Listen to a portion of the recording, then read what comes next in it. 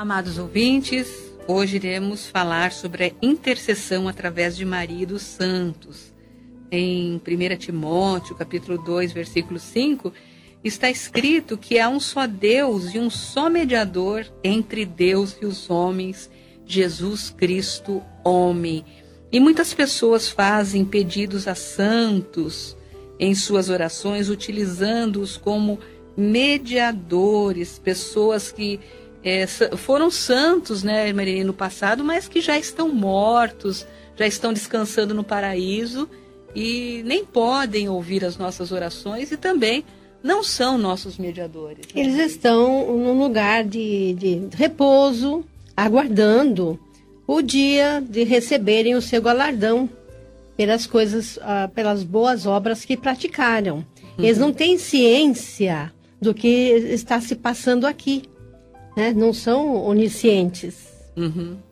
E mesmo porque se eles tivessem ciência do que está se passando aqui, eles nem estariam descansando no paraíso. Não, verdade. Imaginou? Nós sabemos que estão no paraíso porque aquele ladrão na cruz que pediu perdão a Jesus, Jesus disse, hoje mesmo estarás comigo no paraíso. Então, o paraíso é o lugar do descanso daqueles que hão de herdar a salvação. É né? verdade. Segundo a Bíblia Sagrada, quando a pessoa morre, ou ela vai, se ela é salva, ela vai para o paraíso, ou, no caso dela não ser salva, ela ser condenada, ela vai para o Hades, lugar dos mortos. E depois, quando tiver o juízo, a ressurreição dos mortos, aqueles que estão no paraíso, eles vão para a Nova Jerusalém, né? Que é o céu, que a gente chama de céu, né? E aqueles condenados vão para o lago de fogo e enxofre e nunca mais sairão dali, o que é a segunda morte, né? Uma coisa terrível, né? Para os condenados que vão para esse lugar terrível, esse lugar de onde a pessoa não sairá nunca mais. Mas os salvos, eles vão para o paraíso, ou seja, não tem ainda um corpo ressurreto, né, irmã Irene? Sim. A pessoa não ressuscitou ainda, mas a alma está descansando no paraíso. Os salvos estão com a sua alma descansando no paraíso. Isso, né? E não tem contato com a terra. Não. Né? Não ouvem os pedidos aqui, não sabem nada, não tem ciência, estão no lugar de esquecimento, né? Não se lembram das coisas passadas aqui. E então, mesmo que eles pudessem interceder, eles não estão ouvindo nada, né? É verdade. Para poder interceder diante de Deus. O único que pode ouvir a oração de todos os homens e mulheres ao mesmo tempo, de toda a humanidade, porque é onisciente e onipresente, é Deus, né? Sim, Deus pode ouvir a oração de todos os homens, de todas as mulheres, mesmo que todos os habitantes da terra clamassem a Deus ao mesmo tempo, Deus poderia ouvir a oração de todos eles, porque Deus é onisciente, onipresente e também onipotente, ou seja, todo-poderoso para resolver todas as coisas. Esse privilégio, né? Deus só concedeu a Jesus, né? De interceder diante do Pai pelos seus. Então, como está escrito aqui em 1 Timóteo 2,5, há um só Deus e um só mediador. Não é plural, um só. Um só mediador entre Deus e os homens, Jesus Cristo, homem. Tem que pedir para Jesus, né? E Jesus leva a Deus. Aqui em 2 Coríntios, capítulo 5, versículo 19, está escrito: Deus, Deus estava em Cristo, reconciliando consigo o mundo, não lhes imputando os seus pecados, e pôs em nós a palavra da reconciliação. Ou seja, Deus se revela aos homens através de Jesus, né? Ele reconciliou com Deus o mundo, né? E Ele é o nosso mediador, o nosso salvador, o único caminho que conduz à vida eterna. E João 14,6 está escrito: disse-lhe Jesus: eu sou o caminho e a verdade e a vida. Ninguém vem ao Pai senão por mim. Quer dizer, ele é o único caminho, né? tem que passar por Jesus, né? Uhum. Pedir em nome de Jesus. Ele mesmo ordenou que pedisse em nome dele, Uhum. diante de Deus, para ser ouvido. Ele é o único que pode salvar e é o único que pode ser o mediador entre Deus Pai e os homens. Eu acho interessante, irmã Neni, aquela passagem de Cornélio. Cornélio cria em Deus, né? Cria no Deus de Israel. Ele fazia orações, ele fazia jejuns, ele fazia boas obras, mas o caminho da salvação ainda não tinha sido revelado para ele, e Deus escolhe Pedro para pregar o evangelho para ele conhecer Jesus. Ou seja, não adiantava só ele ser bom, fazer caridade, né? Ele tinha boas obras, jejuar. Ele tinha que conhecer Jesus. Ele tinha que aceitar a Jesus para ser salvo. Para ser salvo. E Deus revela o caminho da salvação para ele através de Jesus. E o próprio Senhor Jesus, nas últimas instruções que ele dá aos seus discípulos, Jesus ensina como nós devemos pedir nas nossas orações. Porque muita gente não sabe pedir, né, Marini? Não sabe. Pede errado, pede para gente que já morreu, para santo que já morreu, para homens de Deus que já morreram, né? Que não pode fazer nada por nós. Inclusive, muitos pedem para Maria, né, mãe de Jesus, e dizem que justificam dizendo que o primeiro milagre que Jesus fez aqui na Terra foi através de um pedido de sua mãe, que foi as bodas de Caná. Só que naquele milagre, Maria estava aqui na Terra, ela estava nesse mundo, né? Ela não mandou nada. Não. Ela apenas tornou Jesus ciente da falta do vinho. Uhum. E o que foi que ele respondeu? Que eu tenho com você. Uhum. Mulher, não é chegada a minha hora, né? Então, você não pode interferir nisso. É verdade. Ele quis dizer para ela ficar tranquila que na hora certa ele ia trabalhar, né? Daí ele fez, e ela falou para os serventes: fazei tudo o que eu vou os mandar. E naquela época ela estava aqui na Terra, ela estava viva, né? Sim. Então os vivos, eles podem fazer oração, né? Podem fazer oração, podem pedir para Deus. Nós podemos pedir para Deus salvar a nossa família, nós podemos pedir para Deus curar as pessoas enfermas que nós estamos, que estão ao nosso redor, mas aquele que já morreu, aquele que está no paraíso, ele nem pode ouvir as nossas orações. Ele não pode fazer nada, nem por ele, nem por nós. Ele está num lugar que ele é incomunicável. Se ele fez o bem, se ele fez boas obras, se ele aceitou a Jesus, viveu em santificação, ele fez aqui na terra, né? Agora não resta mais nenhum sacrifício. É verdade. Aquele que partiu sem ter feito essas obras, que não aceitou a Cristo, também não resta nada mais a fazer por eles. Nem reza, nem vela, nada, nem missa, nada vai tirá-lo do lugar que ele está. É verdade. E o próprio Senhor Jesus nos ensina como pedir em nossas orações. Está aqui em João 14, versículos 13 e 14. Diz assim: e tudo quanto pedirdes em meu nome, eu o farei, para que o Pai seja glorificado no Filho. Se pedirdes alguma coisa em meu nome, eu o farei. O próprio Senhor Jesus ensina como nós devemos pedir, que é em nome dele. Em nome dele, não de Maria, nem de Paulo, não de Pedro. E de novo, aqui em João 16, 26, 27, está escrito: não me escolhestes vós a mim, mas eu escolhi a vós e vos nomeei, para que vades e deis frutos, e o vosso fruto permaneça, a fim de que tudo quanto em meu nome pedirdes ao Pai, ele vô-lo conceda. Naquele dia pedireis em meu nome, e não vos digo que eu rogarei por vós ao Pai, pois o mesmo Pai vos ama, visto como vós me amastes e cresces que saí de Deus. Então são dois versículos, são dois trechos que eu li. Um é João 15, 16 e o outro João 16, 26, 27. Jesus falando para pedir em seu nome e depois falando que nós podemos também, se quisermos, pedir direto para o Pai. Olha que lindo, né? Aquele que ama Jesus, que aceitou a Jesus, que crê em Jesus, pode pedir para Jesus interceder, pode pedir em nome de Jesus, e se quiser, pode pedir direto ao Pai. E por Deus nos ama. E porque Deus nos ama.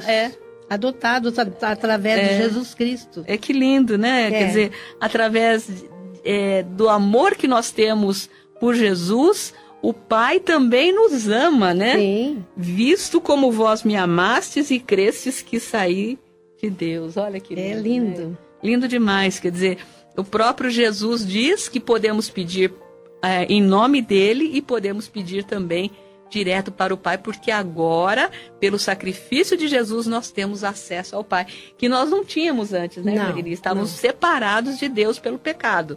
Mas com a reconciliação que Jesus fez por nós na cruz do Calvário, agora nós temos acesso direto a Deus. Então podemos pedir através de Jesus, podemos pedir direto para o Pai, temos também a intercessão do Espírito Santo, né, que intercede por nós com gemidos inexprimíveis. Então, sempre que pedirmos ao Pai, ao Filho ou ao Espírito Santo de Deus. É verdade. E quando nós pedimos para santos que já morreram, isso diante de Deus é abominação, porque Deus proíbe terminantemente a comunicação com os mortos, que está aqui em Deuteronômio 18, 11 e 12. Como já falamos, as almas das pessoas salvas se encontram no paraíso, aguardando a ressurreição dos seus corpos, ou seja, elas não estão ainda vagando por aí. Não. Nem está na sepultura, nem está vagando por aí, ouvindo nas suas casas, vendo sua família, ouvindo sua família, sabendo dos problemas. Não estão, não. Uhum. O único, né, Mani, que ressuscitou foi Jesus. Claro. Né? O único que veio a esse mundo e ressuscitou foi Jesus Cristo. Algumas pessoas falam, mas ele ressuscitou a Lázaro, ele ressuscitou várias outras pessoas, mas depois essas pessoas morreram, né? Claro. Agora, o único que ressuscitou e está vivo é Jesus.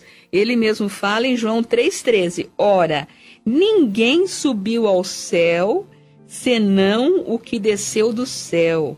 O Filho do Homem que está no céu. Ele é onipresente. Ele estava aqui quando ele passou pela terra e ao mesmo tempo estava no céu, né, Marilene? E está no céu e está aqui também. Está aqui também. Então, ele é onipresente, e só um ser onipresente e onisciente. Onipresente é que está em todos os lugares, e onisciente é o que sabe todas as coisas. Só um ser onisciente e onipresente pode ao mesmo tempo ouvir a oração de todos os homens. Exatamente. Por boas obras que a pessoa fez, foi uma pessoa muito caridosa, cuidou da pobreza, ajudou os doentes. Então começa a ser adorada aquela pessoa, como se a pessoa, depois de falecida, pudesse continuar fazendo o bem que ela fez aqui na Terra. Isso não é verdade. Tem casos até que são descritos de peregrinações em túmulos. Sim, túmulos, né? E tem religiões que ficam alguns dias colocando o prato da pessoa na mesa, e como se a pessoa estivesse ali participando da refeição com eles. Colocam na mesa a comida que a pessoa gostava de comer, coloca no seu túmulo os manjares que ele gostava de comer, como se ele estivesse recebendo aquilo e vendo aquilo. Isso não é verdade. Não é verdade, porque a pessoa nem está mais ali, não, né? Tem ciência, o espírito não está vagando por aqui. Não. O que vagam por aí são os demônios, anjos caídos, para enganar essas pessoas que acreditam que o espírito da pessoa está vagando por aí. Inclusive, esses demônios se fazem passar por pessoas que já morreram, né? Imitam a voz. Às vezes até a aparência física, às vezes até aparecem, né, para algumas pessoas. e as pessoas acreditam, mas acontece são os espíritos enganadores. São Satanás e os seus demônios, né? Que fazem isso justamente para enganar, para a pessoa achar que existe essa comunicação, né? Que na verdade não existe. Nós vemos pela parábola do rico e Lázaro, né? Deus falando que os que estão aqui não podem passar para lá. E os que estão lá um grande abismo entre nós e eles. E nem pode voltar aqui na Terra também. Não, nem fazer bem para ninguém e nem fazer mal. E quanto à adoração ou veneração de Maria e dos santos, nós sabemos que nem mesmo o anjo permitiu que o apóstolo João se prostrasse aos seus pés. Né?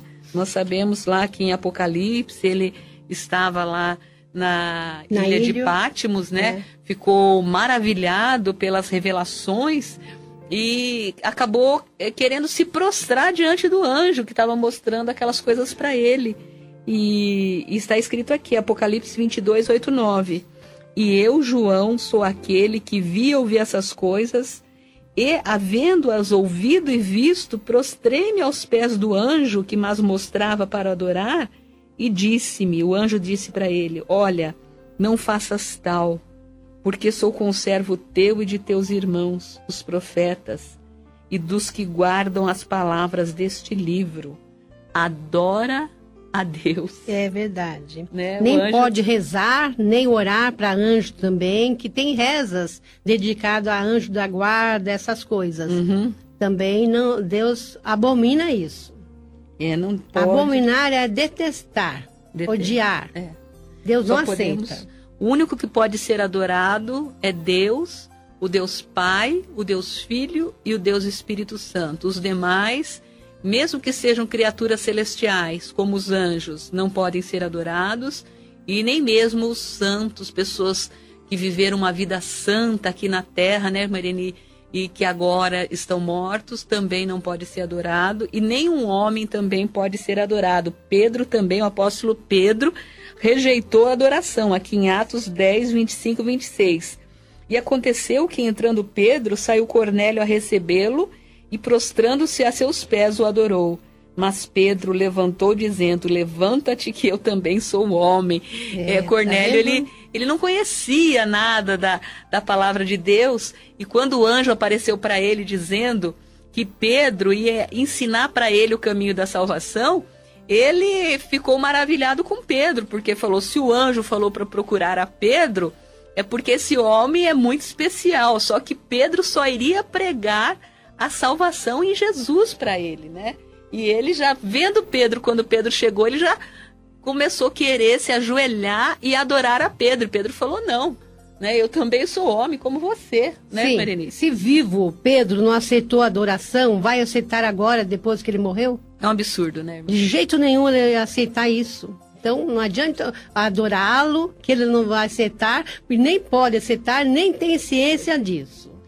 Eu costumo falar para pessoas que fazem adoração a Maria, às vezes até da minha própria família, eu costumo dizer, Maria foi realmente uma mulher santa, uma mulher que é um exemplo de fé, mas se ela, onde ela está agora, ela pudesse ouvir o que fazem com o nome dela aqui na terra, a adoração que fazem com o nome dela aqui na terra, com certeza ela não aceitaria. Eu tenho certeza que ela iria reprovar isso, porque Maria era uma mulher muito humilde, né, Marilene? Uma serva de Deus, uma mulher que temia Deus, ela era temente a Deus, ela tinha muita fé, e eu tenho certeza que ela jamais aceitaria esse tipo de adoração que as pessoas insistem em fazer com Maria. Inclusive, aqui em Lucas, capítulo 1, versículo 46 e 47, que é o Cântico de Maria, ela diz assim, disse então Maria, a minha alma engrandece ao Senhor, e o meu espírito se alegra em Deus, meu Salvador. Ela reconhecia que ela precisava de um Salvador, né? O próprio filho foi o Salvador dela, né? Então jamais ela aceitaria adoração. Eu tenho certeza que Maria não aceitaria, ela reprovaria toda essa adoração que é feita com o nome dela. Ela mesma não concordaria com isso, porque ela era uma serva de Deus, ela era uma mulher santa, uma mulher humilde, uma mulher que tinha muita fé em Deus e que sabia que ela precisava também de salvação. Não bastando adorá-la, elevaram Maria a intercessora ultimamente. É verdade. Como se ela pudesse levar a reza, a orações, a oração dos fiéis a Deus. E nós acabamos de ler que o único intercessor que pode levar a oração, interceder diante de Deus por nós, é Jesus. Inclusive, o raciocínio de muita gente, irmã Irene, é assim. Eles dizem que Maria é a mãe de Deus. E o raciocínio deles é o seguinte: Maria é a mãe de Jesus, certo? Certo. Maria é a mãe de Jesus e Jesus é Deus, certo? Certo, Jesus é Deus. Então Maria é mãe de Deus. Errado, porque Jesus, quando ele esteve aqui na Terra, ele foi ao mesmo tempo Deus e homem. É um mistério muito grande que muitas pessoas não conseguem entender, que Jesus conseguiu ser ao mesmo tempo Deus e homem. E Maria é mãe de Jesus homem, no tempo que ele passou pela Terra. Ela não é mãe de Jesus Deus, nem poderia ser. Nem gerou a Jesus. Não. Quem gerou foi o Espírito Santo. Isso, né? Que cobriu ela com a sua sombra, está bem escrito ali em Lucas, né, 2, que o Espírito Santo cobriu ela com a sombra dele. Ela não estava casada, era virgem, não tinha tido contato com homem nenhum, nem relação com homem nenhum. Então, o que nela foi gerado era do Espírito Santo, era Deus. Espírito Santo que concebeu Jesus no ventre dela. Ela foi apenas o veículo, né? Foi usado o ventre dela para trazer o Jesus ao mundo. Jesus homem. Jesus homem, porque Jesus não foi criado, Jesus Deus não foi criado, porque Jesus, sendo Deus, ele é eterno. E já existia. Já existia desde sempre, desde a eternidade. Né? Mas, como homem, ele foi concebido pelo Espírito Santo no ventre de Maria. Ele precisava de um corpo, ele precisava de um ventre. Mesmo porque as profecias tinham que se cumprir, né, irmã Irene? As profecias diziam que ele nasceria de uma virgem, né? De uma mulher. Também, lá em Gênesis, Deus já faz a promessa de salvação, dizendo que da semente da mulher viria um que pisaria nas cabeças de Satanás. Então, todas essas profecias tinham que se cumprir, e se cumpriram da forma que aconteceu, o Espírito Santo concebendo Jesus homem no ventre de Maria. Então, Maria é mãe de Jesus homem no período que ele viveu sobre a terra. Jamais ela poderia ser mãe de Deus, porque Deus não foi criado, Deus é eterno. Como ele que pode existiu. Ser? Ele que criou Maria. Ele que criou Maria, né? Como ela poderia ser mãe dele se ele Deus. É antes dela? Então, ela deixa bem claro quando ela diz, né, em Lucas 1, 46, 47, a minha alma engrandece ao Senhor e o meu espírito se alegra em Deus, meu Salvador. Ela também precisava de um Salvador. Se ela precisava de um Salvador, é porque ela, como todo ser humano, como todo o resto da humanidade, tinha pecados também que precisavam ser perdoados. Ao contrário do que muitos dizem, né? Que ela foi concebida sem pecado, que é uma heresia muito grande, né? Quem foi concebido sem pecado foi Jesus. Mas Maria também precisava de um Salvador, segundo o próprio cântico de Maria. E como eu disse, Maria era uma mulher humilde, e ela reconhecia. Uma pessoa comum, uma moça abençoada, né? Santificada, foi escolhida, né?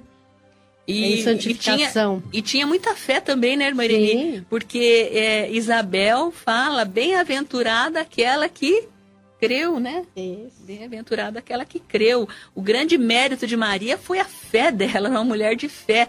Quando o anjo apareceu para ela, ela poderia ter duvidado, mas não. Quando o anjo apareceu para ela, dizendo que ela seria a mãe do Salvador, ela creu e Deus se agrada. Cumpra-se em mim, então, Cumpra-se em mim, né? O anjo tinha dito. A obediência dela, a fé dela. Ela não entendia muito bem como ia se dar isso, né? Porque a gente não entende as coisas de Deus. É um mistério, né? Como isso vai acontecer? Ela não entendeu, né? Mas se cumpre em mim. O anjo falou assim, o que é impossível para você é possível para Deus. E ela era sujeita a Deus. Então, então cumpra-se em mim, né? A serva do Senhor. Em São Mateus, capítulo 1, versículo 18, está escrito: Ora, o nascimento de Jesus Cristo foi assim. Estando Maria, sua mãe, desposada com José. Antes de se ajuntarem. Antes de se ajuntarem, bem claro, né?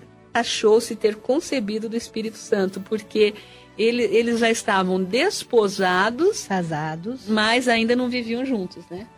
Então, eles não tinham se ajuntado ainda, ela era virgem, e aqui está escrito também, né, irmã Irene? E José, despertado do sonho, fez como o anjo do Senhor lhe ordenara e recebeu sua mulher e não a conheceu até que deu à luz seu filho. Aí tem um mistério também, né? Até que.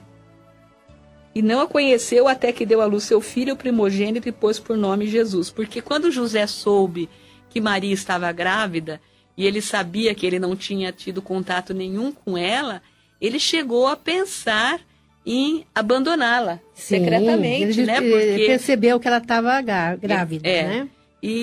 Mas o anjo apareceu para ele e disse para não fazer isso, para não abandoná-la, porque o que estava lá gerado era do que o Espírito Santo. E ele fez como o anjo do Senhor lhe disse, ele recebeu a sua mulher e não a conheceu, ou seja, não teve nenhum relacionamento com ela até que ela deu à luz Jesus. Então aí está explicando muito bem, até que depois que Jesus nasceu, ele a conheceu.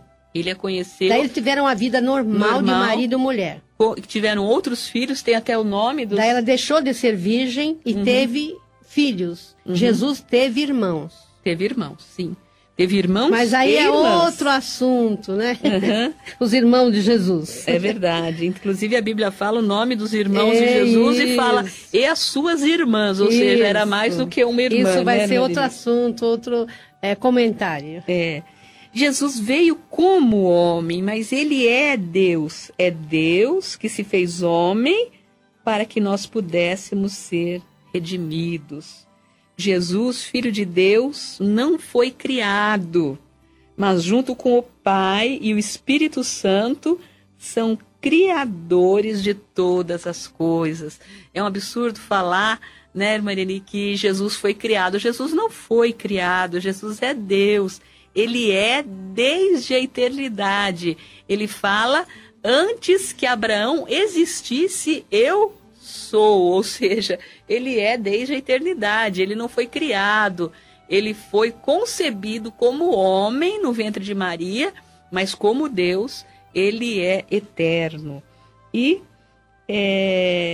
tudo que foi criado pela palavra de Deus. E Jesus é a palavra de Deus. Porque lá em Gênesis, né, Maria, a gente vê que está escrito, e disse Deus, haja luz, e houve luz. Ele não fez a luz com as mãos, ele fez a luz com a sua palavra. Ele abriu a boca, falou. A palavra que saiu da boca dele. Da boca, que é Jesus. Né? É o Jesus verbo. É a palavra de Deus, é o verbo.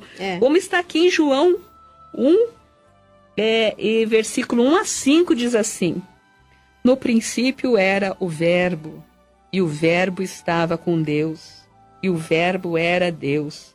Ele estava no princípio com Deus. Todas as coisas foram feitas por ele, e sem ele nada do que foi feito se fez. Nele estava a vida, e a vida era a luz dos homens, e a luz resplandece das trevas, e as trevas não a compreenderam. Então, o verbo que estava no princípio com Deus é a palavra de Deus, porque aqui em João 1,14 está escrito: E o verbo se fez carne e habitou entre nós, e vimos a sua glória como a glória do unigênito do Pai, cheio de graça e de verdade. Que mistério glorioso, né, irmã Irene? Jesus, a palavra de Deus que criou todas as coisas. Verdade, é muito lindo, ninguém consegue explicar isso. Então, como nós demonstramos aqui, Maria jamais poderia ser a mãe de Deus, porque então ela seria Deus, né?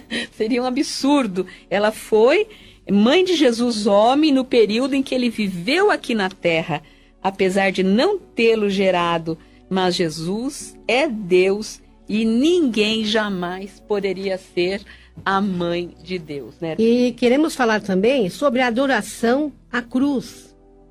Ah, sim, tem adorar a cruz. E muitos evangélicos, inclusive, estão adotando a cruz em suas igrejas, principalmente nos Estados Unidos. É verdade, Maria. Vemos muitas igrejas, aqui no Brasil e lá também, com a cruz, como se fosse uma coisa santa.